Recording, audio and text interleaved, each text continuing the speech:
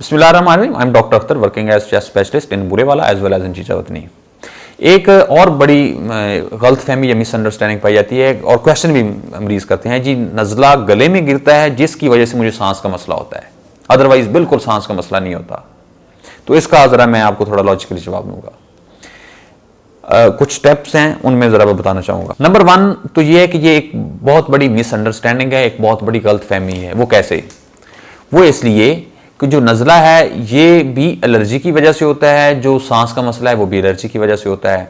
हाँ ये है कि नज़ले की वजह से जब जो नाक के अंदर सोजिश होती है उसकी वजह से आपके गले में महसूस होता है जिस तरह कोई पानी गिर रहा है या कुछ फील होता है, कुछ चीज़ पीछे गले में गिर रही है।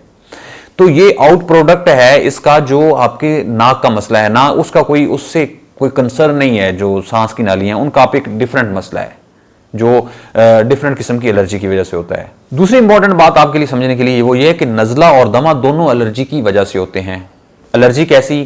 वो मिट्टी से हो सकती है, धुएं से, ठंडी हवा से, सर्दी के मौसम से, एसी की हवा से, मल्टीपल डस्ट से, मतलब मल्टीपल कैटेगरीज हैं।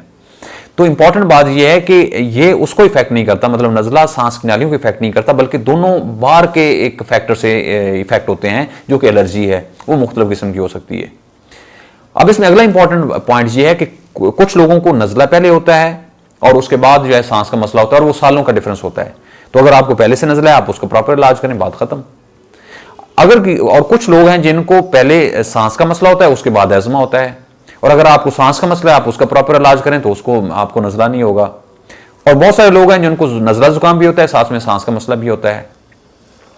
तो अब इसका हल क्या है? हल ये है कि अगर आपको इनमें से कोई प्रॉब्लम है, आपको नज़ला जुकाम है या आपको एज़मा है, सांस की नालियों का कुछ खांसी है, सांस है, कुछ भी है, या आपको ये दोनों प्रॉब्लम है, तो इसमें आपने इस गलत फहमी में नहीं रहना कि इसकी वजह से वो हो रहा है, कि मतलब नज़ला जो है वो जुकाम गले में गिरता है इस वजह से सांस होता है या तो नहीं होता। आपका सांस का प्रॉब्लम चल रहा है, अगर आपको प्रॉब्लम होता है तो इससे कुछ नहीं लेना देना, वो एक सेपरेट प्रॉब्लम है एलर्जी की वजह से, ये एक सेपरेट प्रॉब्लम है एक एलर्जी की वजह से, और इन दोनों को इनके लेवल पे ठीक करना बहुत जरूरी है। और अगर आप इनको टाइमली ठीक नहीं करेंगे तो ये पेचीदा हो जाएंगे, जब ये पेचीदा हो जाएंगे तो उनको कंट्रोल करना बड़ा मुश्किल हो जाता है। तो इसमें मैसेज है उन दोस्तों के लिए जिनको प्रॉब्लम है, अपने डॉक्टर को दिखाएं, इसका प्रॉपर डायग्नोज करें और इसका हल करें। इसके अलावा अगर आप कोई क्वेश्चन पूछना चाहते हैं एज़मा के बारे में, शुगर के बारे में, ब्लड प्रेशर के बारे में, सांस के किसी और मसले के बारे में, मिदे के बारे में, मोस्ट वेलकम, नीचे कमेंट्स में लिखिए।